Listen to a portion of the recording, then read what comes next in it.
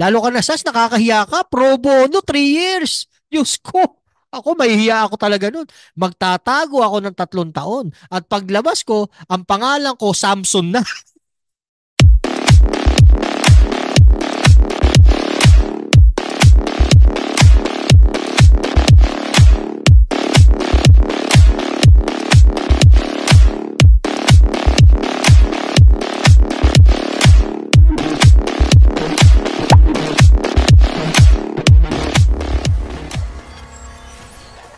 What, congressman or governor or whatever. And all the rest, yung iba pong mga taong siguro parang nagkakasama-sama sila, pero mga dating nyo silang mga kasama. Paano nyo siya You want me to mention names? Yes. For example, SAS, okay? SAS in Patay ka, Sas. Yeah, ayan, very candid ha. Siya pa nagsabi, you want me to mention names. Markado na kayo. Hindi na kayo makakaulit. 'Di ba? Sinayang nyo yung mga pagkakataon. 'Di ba? Ano bang napapala nyo ngayon na pinaglalaban nyo si Digong or meron kayong pinaglalaban na kasinungalingan? Nagtatanong lang ako sa inyo. Ano ba yung napapala nyo? May degree ka pa man din. Sayang naman yung pinag-aralan mo kung di mo magagamit yung international relationship kung ano, kung ano, di umano, ay di ko alam. Oh, Sas, sayang. RJ, you know, I met them because they were sued for cyber libel. So they came to me, pro bono. Ako naman, I would write because I was on leave that time. I didn't know that SAS See that? Pro bono pa. Tapos ang lakas mo mang ano? Ang lakas mong manglait? Ang lakas mong laitin si First Lady? Ang lakas yung mag-akusa tapos hihingi ka ng tulong pro bono? Nakakahiya. Kung ako yan, di na ako magpapakita sa social media. Pinangalanan ako ng First Lady. Kung ako yan, mahihiya talaga ako. Magtatago ako sa saya. Diyos ko, nakakahiya. Siyempre, pag makapal mukha mo. Di ba? Pero nakakahiya yan, no? Malalaman yan. Lalabas sa tabloid yan. Ay, ng pro bono. Tapos ngayon nilalait. Ay, nakakahiya. Kung ako yan, hindi na ako magso-social media. Buburahin ko ang channel ko. Buburahin ko ang Facebook ko. Mananahimik ako para magkaroon naman ako ng tinatawag na life. Diyos ko po. Diyos ko. My God. Yun, yan nung iniyak niya kanina. Alam, sabi ko na, Teacher Mark, iiyak talaga. Iiyak talaga. Nakakahiya yan eh. Isipin mo, you're so-called expert in international relation. Eksperto ka sa international relation. Tapos kung makapanira ka, parang wala kang hining pabor. Wow. Oh, si Alan Troy yan. Si Alan Troy. Nakakahiya yun. Ako, mahihiya na lang ako eh. 'Di ba? Ano sabi ni First Lady? Ulitin natin. Oh. Dating nyo silang mga kasama. Paano nyo siya You want me to mention names? Yes. You want me to mention names? 'Di ba? Komportable pa 'yung upo eh. Oh. For example, SAS, okay? SAS and RJ, you know, I met them because they were sued for cyber libel. So they came to me, pro bono. Ako naman, I would write because I was on leave that time. I didn't know that SAS was a guy. Okay? So my affidavit said, she did. Sabi ni Jenny, ma'am, lalaki yan. Huh? So, I mean, I did all that, di ba? So, 3 years pro bono. Tapos bigla na lang, something happened. We went to court. She made a deal with the other side and took RJ away. So I'm like, Oh. Grabe no. Isipin niyo 'yun, 3 years. Kaya pala umiiyak ka ngayon. Sa 36 months 'yun. Tapos iniwan mo si RJ, si Thinking Pinoy. Fake. Di ba iniwan mo si Thinking Pinoy tapos naipag-deal ka sa other side? Ay, nakakahiya talaga. Tapos First Lady pa yung nagkikwento ng baho mo. Ay, naku po, nakakahiya yan. Markado na yan. Sas. Dapat pangalan mo na, si Pri Bono. Sa spray bono. Sa spray bono sasot. Dapat yun yung pangalan mo sa YouTube o sa Facebook. SAS Pre Bono Sasot. Kasi nakakahiya yan. 36 months. Tapos naipag-deal ka. Iniwan mo si ano, ako, kung ako yan talaga eh. Nako, Diyos ko po. Magbabalik ako sa original kong identity. Sakura TV, shoutout sa'yo. Nakakahiya yun. Isipin mo, oh, kakalat yan yung interview na yan. Nako, tapos yung mga kakilala mo, ay, pre bono ka pala, sas. Hindi natin alam kung ano, hindi natin alam kung ano yung sinabi niya doon sa mga kaibigan. 'Di ba? Baka mamaya, ito, baka lang ha, hindi totoo ha, baka lang. Magtatanong tayo, baka mamaya. 'Di ba? Iba yung kwento. Ako manliliit ako sa hiya niyan. Kung ako yan, nako, manliliit ako sa hiya. Mga 1 taon ako, o 5 taon ako 3 taon ako hindi magso-social media. Hindi makakatulog yung mga yan. Uulit-ulitin nila yung topic na yan. Sumbata na ngayon. Yan ang sasabi. For sure, sasabihin niya, sumbata na, and First Lady nanunumbat.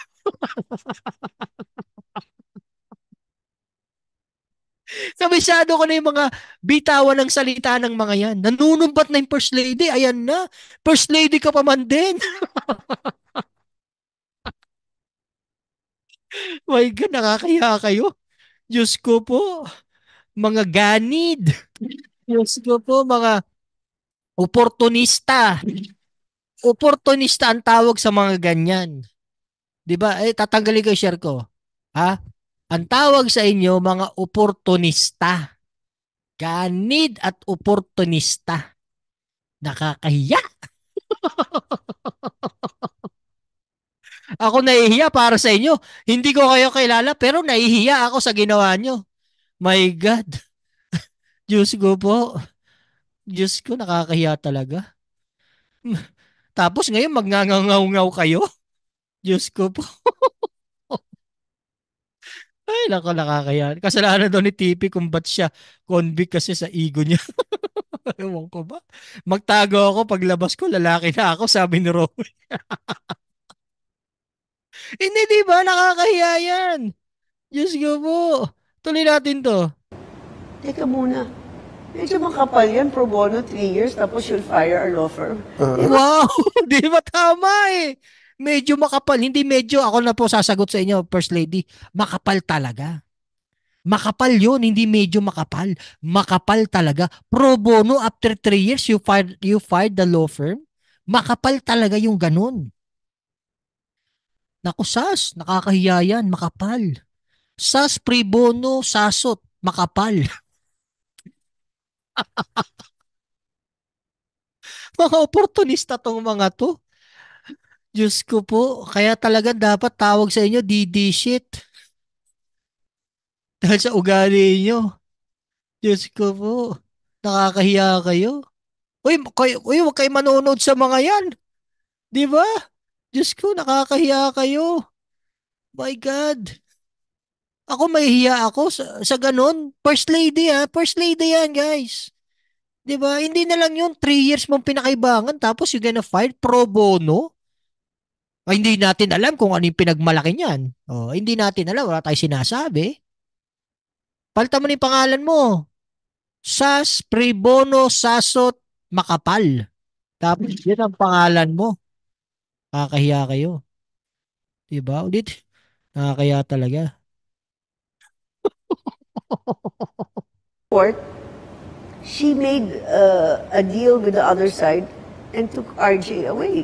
So I'm like, teka muna. Medyo makapal yan, pro bono, 3 years, tapos you'll fire our law firm. Diba? Naku, I didn't know what to tell my partners. Parang, tapos ngayon, kung anong sinasabi, parang, why are you doing that? But, well, if you're happy that way, there's such a thing as karma. Di- Dito ko masasabi may mga sakit sa pag-iisip tong mga to. Diba? Isipin mo yun. Na name drop ka ng First Lady. Medyo, buti nga sinabi, medyo makapal lang. Ako sasabihin ko, kapal ng mukha nun. Sobrang kapal ng mukha. Sobrang kapal na mukha. Abot hanggang sa China ang kakapalan ng mukha. Di ba, Teacher Mark? Kung makasalita, kala mo nagbayad, pro bono pala. Di ba? Kung ako yan, sasabihin ko, yung kakapal ng mukha niya, abot sa China. Di ba?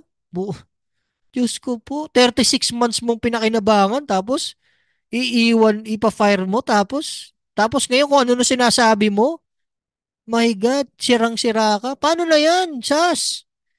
May mag-hire pa kaya sa'yo after neto? Sas? Baka walang kumuha sa'yo after niyan kasi it shows who you are. 'Di ba? Sabi nga nila, tell me who your friends are and I will tell you who you are. So, sino yung mga kaibigan nyo? Una-una, yung iba dyan, di naliligo. O, alam nyo na. Yung iba dyan, sinungaling. O, alam nyo na. Yung iba dyan, ganito. May drug addict tayo na presidente, A few moments later. Wala akong sinabi na ganun. O, alam nyo na. O, yung isa dyan, single ako. Kaya pinag-aagawan ako. O, alam nyo na. Nakakaya, Sas. Nakakaya kayo. Grabe. Di ba mabuhay? Nakakahiya talaga kayo. Diyos ko po. Tuloy natin to. I'm sure after 1,500 days, you'll stop talking about me. Si Maharlika. Maharlika. Opo. I met Maharlika in 1997. We were still in Ilocos, diba? Tayo, unhappy ba tayo? Unhappy ba tayo? Tawa lang tayo ng tawa. Opo. Tama, di ba? Unhappy ngayon mga yan kasi it reflects to their personality. It reflects to their faces, to their sa kanilang mga itsura. Unhappy. Isipin nyo, yung iba dyan, mukhang, kahit nag-ayos, mukhang hindi nag-ayos. Diyos ko po, nakakaya talaga kayo. Grabe. Kaya nga tama eh, that's stupid eh. Meron ba kayo you guys don't even have life? Meron ba kayo mga pamilya? Nagtatanong lang ako sa inyo. May mga pamilya ba kayo? Meron ba kayong tinatawag na unwind? Nag-unwind ba kayo? Work-life balance ba kayo? Hindi na ako yung nagtatanong lang kasi hindi ko alam kung paano ko kayo ika-characterize. Unang-una, oportunista, makakapal, 'di ba? Tapos araw-araw kayong nasa social media. Grabe ka, host. Hindi naman. I mean, general naman to. Wala naman akong pinapangalanan. Nagtataka lang talaga ako kasi ako, pambihira, hindi ko kaya mag-live ng 7 araw. 7 araw at yung isa nga, 300, ilang araw sa isang taon? 326 days, 325 days naka-live. Pambihira talaga. 325 days naka-live. Hindi ko kaya yun. Wala ka ng buhay nun. Ang tawag ko doon, miserable. Miserable. Diyos ko. Tuloy natin, malapit na to. Pero alam nyo, again, babalik ako dun sa... Malapit Paolo, shoutout daw. Araw-araw siyang nag-vlog, araw-araw may nagre-repost. Hindi naman kakaunting tao ang madaling maniwala sa Pilipinas. Don't you think there's a designed effort? 365 days. Isipin mo, 365 days ka magwawawalwal sa social media. Kaya ako, hindi ako magugulat. Isa sa mga yan, aatakihin sa puso. Paano? Ano bang tinatanim nila sa kanilang kaisipan? Sa kanilang mga sinasabi? Panay galit, puot. 'Di ba? Kaya ilan dyan, makatakihin sa puso. Di ako wag naman sana, no? Wag naman sana, pero ang bihira. Araw-araw. My God. Nakakahiya kayo. Lalo ka na, Sas, nakakahiya ka. Pro bono, 3 years. Diyos ko. Ako, mahihiya ako talaga nun. Magtatago ako ng 3 taon. At paglabas ko, ang pangalan ko, Samson na.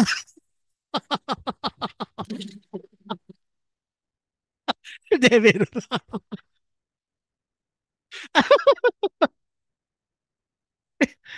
Di ba? Hindi, advice lang yun, ha? Pag ba, ah, pag, hindi ako makamove on dun eh. Pro bono na nga lang. Kung magsalita, kala mo, nagbayad ng milyon. Ang bira. Di ba? Alaya talagang buhay to. Tuloy natin to. Baka kung ano pa masabi ko. Puntahan ko, nakikita niyo ba na merong concerted effort? You think? I don't think it takes di ba? Of course. Nga po? Oh, sino gumagawa niyan? Sino po? Tanungin ko sa'yo. Is it all about money? Right? Eh, Yes. ito na lang sila ginagawa. If you're the president of the Philippines and I'm the Pierce lady, Pierce sa palagay mo ba hindi ko kaya gawin yan? Tama. Ay, Diyos ko, tawagin mo lang yung Romania. Kaya ka, but it has to stop. Tama. First lady yan, tsaka presidente yung winawalang yan nyo. Samson ng real name ni Sasot. Hindi, ang ibig ko sabihin, kung ako yan, Mike Padigton and Pagdigton siya sa'yo. Kung ako yan, magtatago ako ng 3 taon. Tapos paglabas ko, pangalan ko Samson na, hindi na Sas. Dahil nakakahiya yan eh. Hindi siya makakatulog niyan. Tingnan nyo, hindi makakatulog yan si Sas. Hindi makakatulog yan. Nakakahiya yan. Tingnan mo, ang hinamon, you want me to name names? Oh, walang dalawang pag-iisip. Oh, si Sas. Alam mo ba? Ano yan? Nilapitan ako niyan. Oh, nilapitan siya ha. Oh, kasi kinasuhan ng cyber libel kasama si Thinking Pinoy, RJ Neto. Oh, 3 taon yun. Tapos, nakipag-deal sa kabilang kampo. Tapos, 3 years pro bono. Pinarin law firm. Di ba? Medyo makapal yun. Tamo, tandang-tanda ako pa. Oh. Kung ako yan, kung ako sinabihan yan, magpapalit ako ng identity tsaka ng gender ko. Di ba?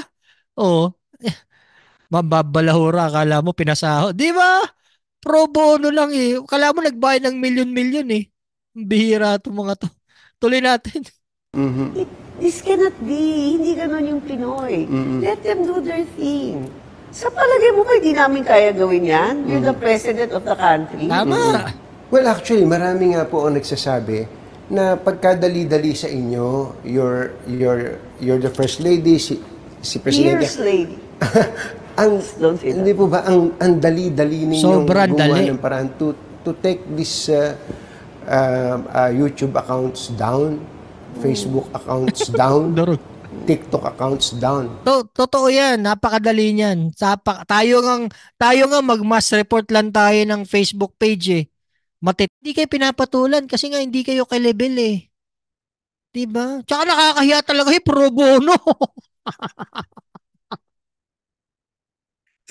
Ay, nako, nakakahiya talaga yung pro bono, tas umasta kala mo, nagbayad ng milyon-milyon.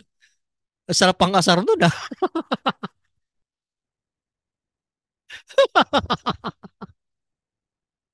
Ay, nako, kasi magpapalit talaga ako ng pangalan. Samson. Tuloy natin to.